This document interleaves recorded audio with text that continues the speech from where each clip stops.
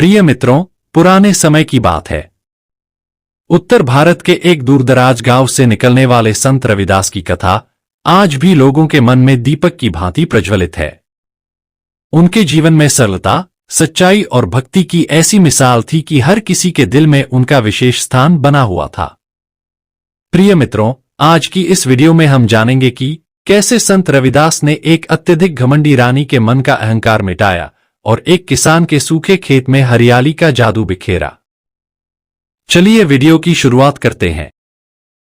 प्रिय मित्रों, प्राचीन समय में एक समृद्ध राज्य था, जिसकी रानी मालवीना अपने वैभव और सम्मान पर अत्यधिक अभिमान रखती थीं। उसके महल के विशाल प्रांगण, सुनहरे दरबार और रेशमी परिधानों में उनकी जिंदगी अति भव्य दिखाई देती थी। परंतु उनके मन में यह घमंड इतना गहराया हुआ था कि उन्होंने कभी भी आम जनता के दुख सुख को नहीं समझा। उनका मानना था कि केवल उनके ही विचार, उनके ही निर्णय और उनकी ही इच्छा महत्वपूर्ण है। उनके दरबार में सजदे करने वाले लोग भी केवल उनके दिखावे की प्रतीक थे। प्रिय मित्रों, एक दिन राज्य के किसी भाग में एक आम किसान अपने खेत में कड़ी मेहनत करके भी सफलता पाने की उम्मीद छोड़ चुका था। गांव में यह अफवाह फैल गई कि उस किसान के खेत में कभी भी हरियाली नहीं छाएगी, क्योंकि प्राकृतिक ताकत ने उस पर जादू टोना कर रखा है। इसी बीच संत रविदास सत्य की खोज में अपने भिक्षाव्रत पर निकले थे। उन्होंने सुना कि रानी मालवीना अत्यंत घमंडी है और उनके राज्य में अमीरी के साथ साथ आम जनता की पीड़ा छिपी हुई है।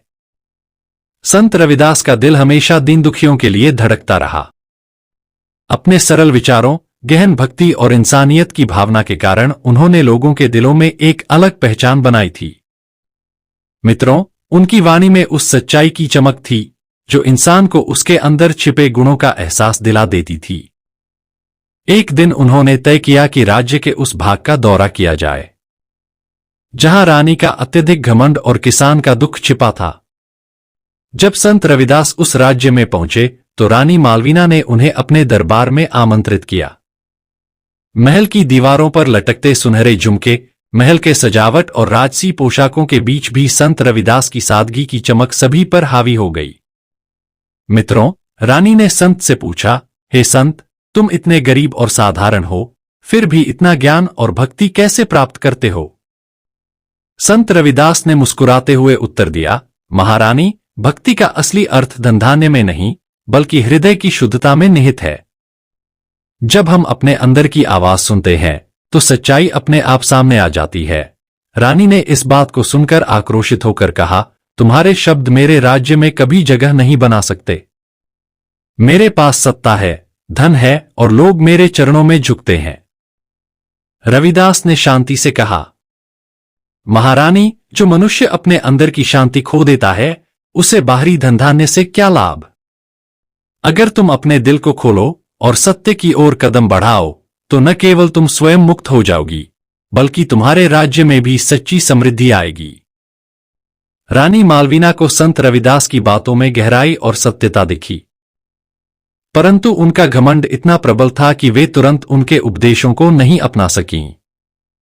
उन्होंने संत की वाणी को अनदेखा कर दिया और अपने पुरानी ओंग से शासन करना जारी रखा। परंतु संत रविदास ने हार नहीं मानी। उन्होंने कहा कि एक दिन वह रानी के मन में सच्चाई के बीज बो देंगे। प्रिय मित्रों, कुछ दिनों बाद राज्य में एक अजीब घटना घटी। महल के प्रांगण में अचानक एक विशाल वृक्ष उग आया जिसके फल इतने मीठे थे कि हर कोई उसकी ओर आकर्षित हुआ। रानी मालवीना ने इस वृक्ष के फल को अपनी शक्ति का प्रतीक समझा और इसे अपने राजसी सम्मान का हिस्सा मानने लगीं। परंतु उसी समय गांव के एक संतप्त किसान ने कहा कि यह वृक्ष उनकी पूजा की जगह है जो संत रविदास ने बोया था। जब रानी ने इस बात को सुना तो उनका मन हिल उठा। प्रिय मित्रों, उन्होंने संत रविदास को चुनौती दी, अगर तुम सच में सच्चे हो तो मुझे दिखाओ कि इस वृक्ष का फल केवल तुम्हारी भक्ति का नतीजा नहीं है बल्कि मेरे घमंड को भी मिटा सकता है। संत रविदास ने मुस्कुराते हुए कहा, महारानी, सच्चाई के लिए कोई सीमा नहीं होती। तुम अपनी आंखों से देखो और अपने मन से समझो। रानी ने आदेश दिया कि उस वृक्ष के फल से विशेष भोज का आयोजन किया जाए।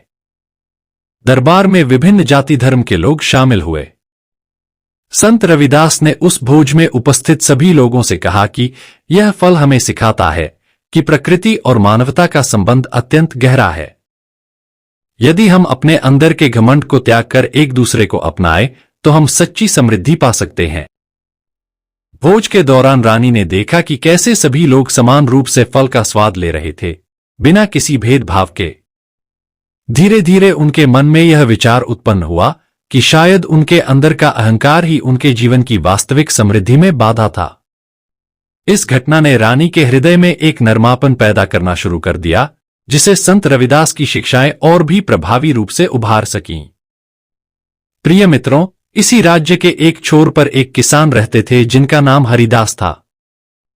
हरिदास की मेहनत के बावजूद उनके खेत सालों से सूखे पड़े थे। उनके परिवार की जीविका पर गहरा संकट मंडरा रहा था। लोग कहते थे कि शायद किसी श्राप की वजह से उनका खेत कभी हरा भरा नहीं हो पाएगा।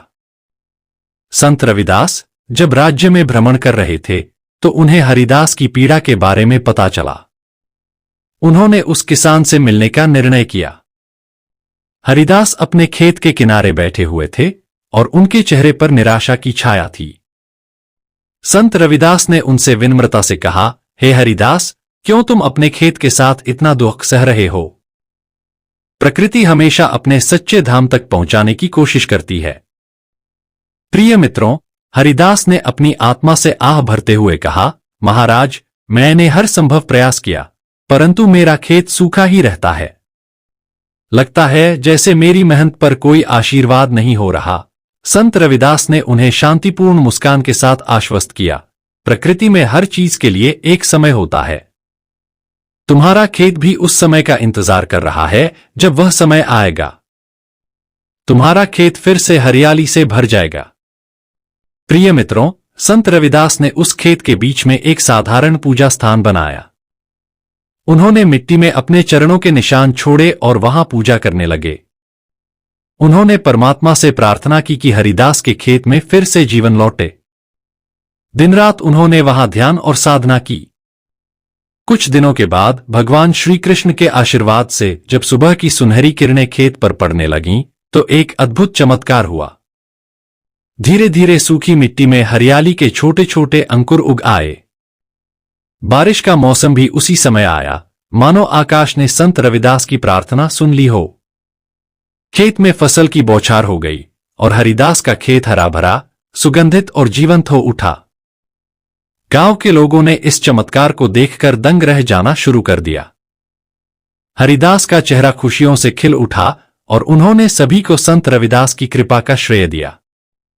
मित्रों, संत रविदास ने कहा, यह हरियाली उस समय की प्रतीक है जब मनुष्य अपने अंदर की सच्चाई को पहचान लेता है। जब तुम अपने अंदर के भय और निराशा को त्याग देते हो, तो प्रकृति अपने आप तुम्हारे पक्ष में हो जाती है। वहीं दूसरी ओर महल में रानी मालवीना के मन में भी संत रविदास की शिक्षाएं धीरे धीरे गूंजने लगीं। भोज में और दरबार में उन्होंने देखा कि कैसे लोग बिना किसी भेदभाव के संत की बातों को सुनते थे और अपने मन की गहराइयों में बदलाव महसूस करते थे। रानी को एहसास हुआ कि उनके घमंड ने उन्हें उस सत्य से दूर कर दिया है जो मानवता की असली शक्ति है। एक रात, जब चांदनी रात महल पर छाई हुई थी, रानी ने अकेले अपने दरबार के एक कोने में बैठकर आत्मचिंतन किया। रानी ने सोचा, क्या मेरे दिल में भी वह भक्ति की ज्योति जल सकती है जो लोगों को एकता और प्रेम की ओर अग्रसर करती है? प्रिय मित्रों, तभी संत रविदास महल के प्रांगण में आए। रानी ने उन्हें देखकर विनम्रता से कहा, हे संत, मैंने अपने जीवन में बहुत कुछ देखा, परंतु अब मैं समझती हूं कि मेरे भीतर का घमंड ही मुझे मेरे सच्चे स्वरूप से दूर कर रहा था। कृपया मुझे उस मार्ग की ओर ले चलो जहां सच्ची भक्ति और मानवता का प्रकाश फैला हो। संत रविदास ने रानी के हाथ में अपने चरणों के निशान छूते हुए कहा, महारानी, हर व्यक्ति के दिल में प्रकाश छिपा होता है। अगर तुम अपने अहंकार को त्याग दोगी और सच्ची भक्ति का अनुसरण करोगी, तो न केवल तुम स्वयं मुक्त हो जाओगी, बल्कि तुम्हारे राज्य में भी अमर प्रेम का वास होगा।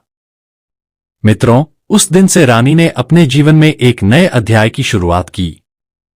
उन्होंने अपने दरबार में समानता, न्याय और प्रेम के सिद्धांत लागू किए। लोगों के साथ उनका व्यवहार बदल गया और धीरे धीरे उसके राज्य में सच्चे सुख समृद्धि की लहर दौड़ गई। संत रविदास के इन कार्यों से यह सिद्ध हो गया कि भक्ति, सच्चाई और इंसानियत का मार्ग किस प्रकार अंधकार में उजाला भर सकता है। मित्रों, रानी मालवीना के परिवर्तन और हरिदास के खेत में हरियाली का चमत्कार दोनों एक ही संदेश देते हैं।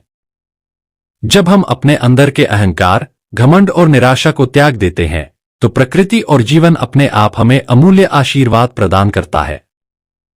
प्रिय मित्रों, इस कथा के माध्यम से संत रविदास ने यह सिखाया कि धर्म, समाज और राजनीति में असली परिवर्तन केवल बाहरी भौतिकता से नहीं, बल्कि हमारे भीतर की आत्मा की शुद्धता से आता है।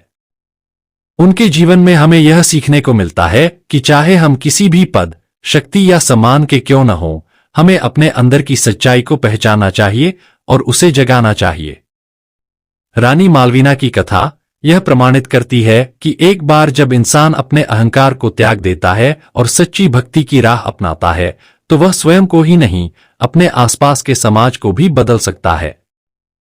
इसी प्रकार हरिदास का खेत उस परिवर्तन का प्रतीक बन गया जहां निराशा के बाद आशा का सूर्योदय हुआ।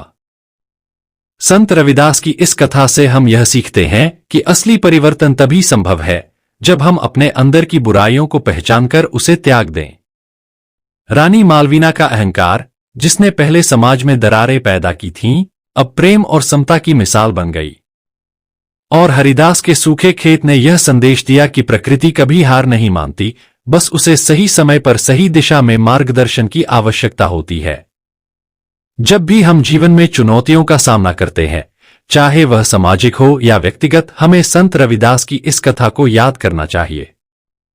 उनके उपदेश हमें बताते हैं कि सच्ची भक्ति, प्रेम और समर्पण से किसी भी घमंड को पराजित किया जा सकता है और जीवन के सूखे पन्नों पर फिर से हरियाली की बारिश की जा सकती है। यह कथा न केवल इतिहास की गाथा है, बल्कि हमारे वर्तमान जीवन के लिए एक अनमोल संदेश भी है। अगर हम अपने अंदर की सच्चाई को जगाते हैं और अहंकार के बंदी से मुक्त हो जाते हैं तो हम न केवल अपने जीवन में उजाला भर सकते हैं, बल्कि समाज में भी प्रेम, शांति और समृद्धि का संदेश फैला सकते हैं। संत रविदास की शिक्षाएं आज भी हमें यही सिखाती हैं कि भक्ति केवल पूजा पाठ में नहीं, बल्कि जीवन के हर कदम पर अपने अंदर के सत्य से संपर्क में रहने में है। इस प्रकार रानी मालवीना के घमंड का पतन और हरिदास के खेत की हरियाली ने न केवल उस राज्य को, बल्कि आने वाली पीढ़ियों को यह सिखा दिया कि जीवन में वास्तविक शक्ति उसी में है जब हम अपने अंदर के सत्य को पहचानें और उसे अपनाएं। यह कथा हमें प्रेरित करती है कि चाहे परिस्थितियां कितनी भी विपरीत क्यों न हो, अगर हम दिल से सच्चे बने तो परिवर्तन अवश्य संभव है।